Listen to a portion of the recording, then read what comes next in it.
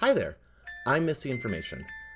On August 1st, I was challenged by Alice Lee of the Bat Month podcast to watch the film Twilight, 4 minutes every day during the entirety of the month.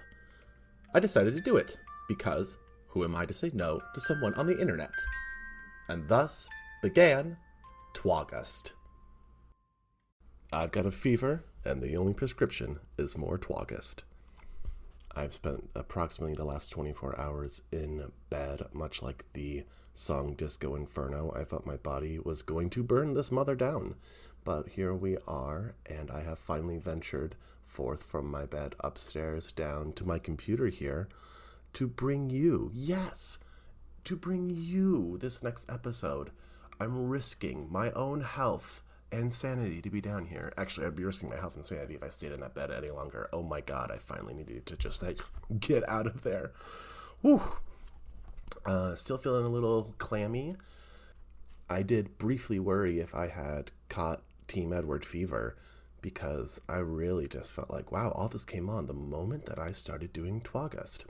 That or the fact that my husband has had COVID this week. It could be one of the two of those things. But we are not here to talk about my aches and pains. We're here to talk about the angst of teenage drama as we start minute 16 all the way to minute 20 in Twilight. And as usual, we're going to get this started with the sound of 3, 2, 1, boop. 3, 2, 1, boop.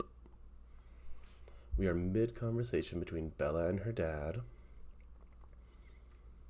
Just the briefest recap. Bella's new girl in town, new to school, trying to figure out her place in this new city, all while being followed by the shakiest of cams. Well, that's the most unrealistic portrayal of school students ever, using umbrellas during a rainstorm.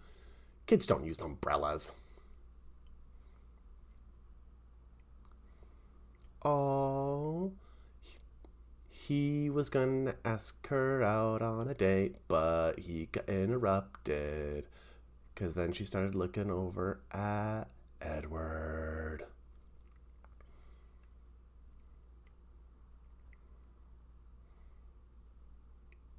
I am still trying to just figure out what's going on with his face.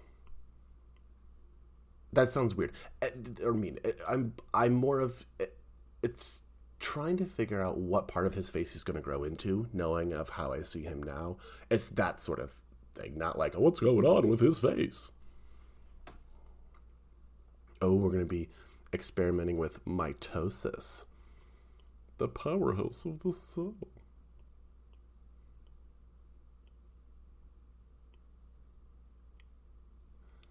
I like how ladies first also applies to microscopes.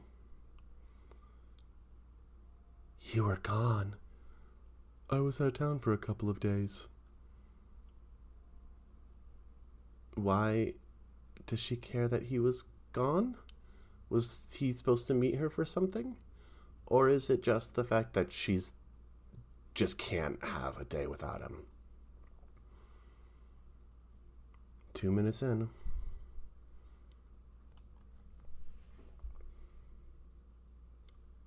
So are you enjoying the rain? That's a hit-up line. You're asking me about the weather?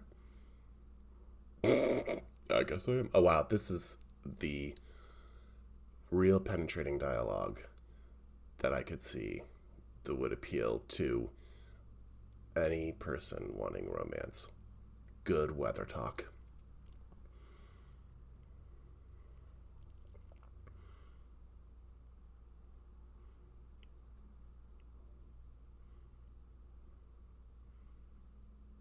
Now they're just actually talking about the science experiment that's happening in front of them. And somehow peering into a microscope in again, everything in this tries to be sensual in a way, because even just the way they're looking into it. She's biting her lip looking at him. My gosh, I've never seen someone bite their lip like that in real life.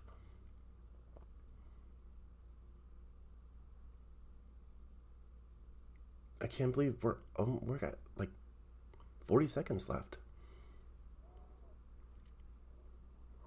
Oh, they're talking about divorced families. So divorced families is like a big part of this.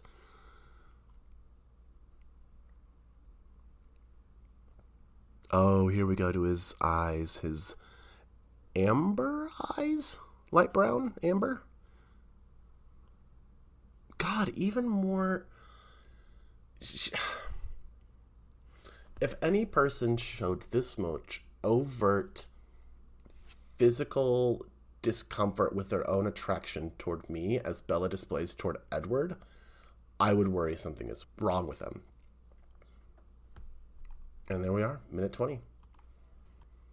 Things that this movie has felt necessary to communicate. Lip biting, amber eyes, rain. Those are the three things that I can take away from the scene that we just had.